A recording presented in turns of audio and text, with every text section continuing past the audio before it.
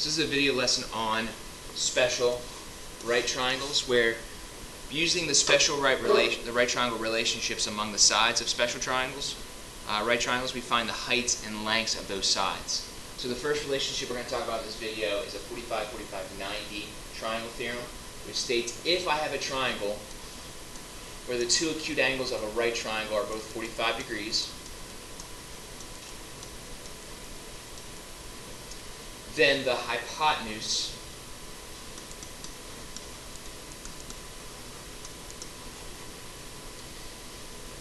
is square root of 2 times as long as each leg. So if I had a right triangle where the legs were both 1, that would mean then that the hypotenuse would be 1 times the square root of 2, or just the square root of 2. So we can go ahead and find the hypotenuse by taking the leg, or the length of the side adjacent to the right angle, and multiplying it by the square root of 2. Now, to kind of make this true for all cases, we'll write it as using with variables.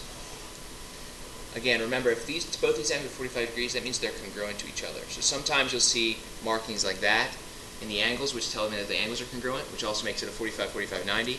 Also, the opposite sides then would be congruent as well.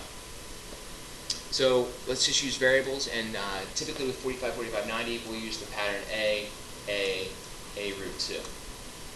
A root 2. Now remember, the square root of 2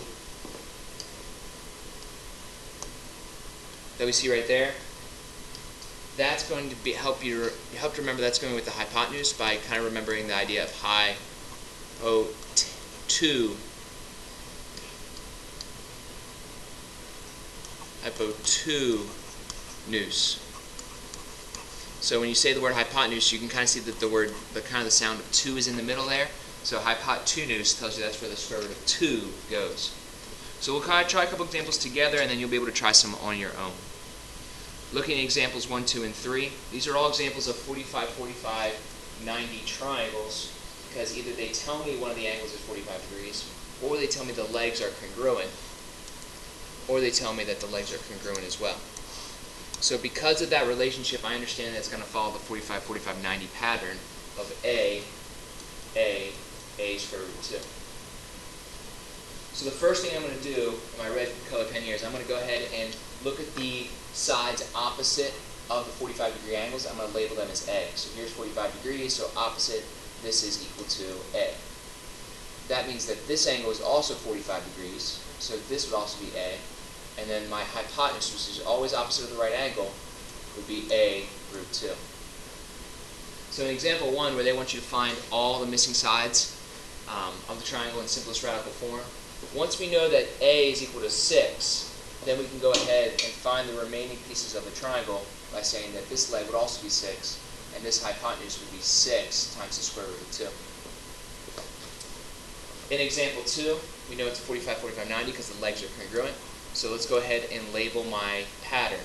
Opposite the 45 degree angles would be A, and then this would be A root 2. Since we know both legs, we're going to all we have to do is find the hypotenuse. If A is equal to 3 root 2, then I'm going to plug 3 root 2 in for the value of A. 3 times the square root of 2 multiplied by the radical 2 in the pattern. Remember, you can multiply radicals together, but you cannot multiply that with an integer. So square root of 2 times square root of 2 is just 2. So really this is 3 times 2, which is equal to 6. Example 3, we have a special right triangle, obviously because the legs are congruent. So if these are both equal to A, that would make the hypotenuse equal to A times the square root of 2 in my pattern. When I look at this equation for the hypotenuse, I can see that I have a square root of 2 both sides, and then A matches up with the 5. So that would mean that A would be equal to 5, which would mean that X is equal to 5. So using that pattern and labeling your sides, go ahead and try the next 4 problems. Make sure you use your examples to help you remember the pattern and how to label the sides. Go ahead and pause the video at this time and attempt those 4 problems once you're finished, we'll be able to show you those answers. So there are your 4 answers. Number 1, you should have x equals 6. Number 2, you should have x equals 18. Number 3, you should get d is equal to a times the square root of 2. And number 4, you should get a was equal to, or x, I'm sorry, x was equal to 7 times the square root of 2 over 2. I want to go over examples 3 and 4 a little more closely. You can recognize that shape here in number 3, this was a square. So eventually we took that square, we drew a diagonal cutting through that square, which created 2 45, 45, 90 triangles.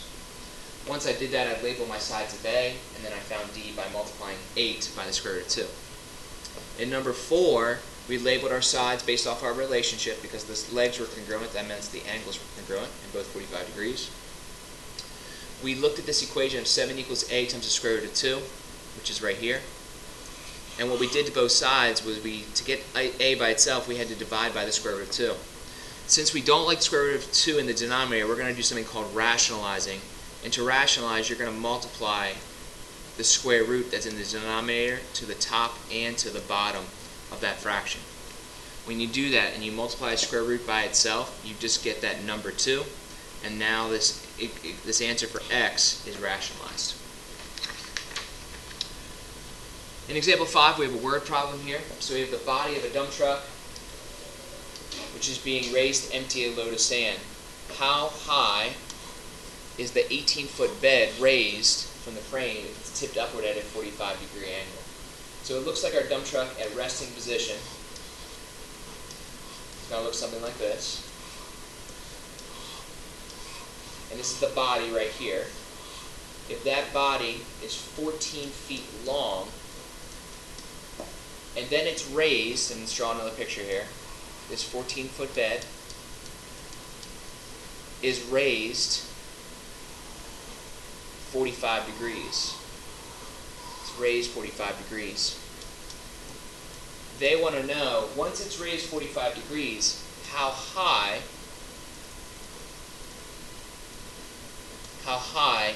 is that raised from its resting position? So height is always, remember, perpendicular to the ground. So if I want to find that height, I have to look at this specific, which ends up being a 45, 45, 90 triangle.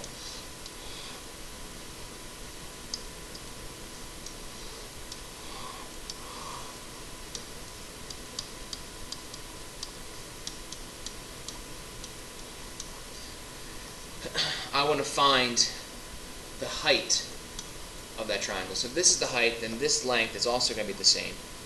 And then what's the hypotenuse in this case? Well, since this 14-foot bed was raised along this arc, the hypotenuse would also be 14 feet.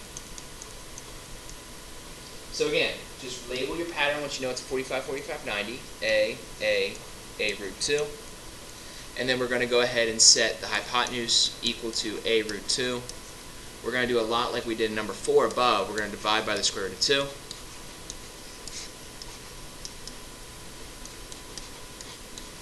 We're going to rationalize. And I get 14 root 2 over 2. But since I have two integers that are factors of each other, I really know that A, or in this case the height of the bed, would be equal to 7 root 2 feet. So this has been a little mini lesson on using the pattern of 45, 45, 90 angles to find side lengths of a right triangle.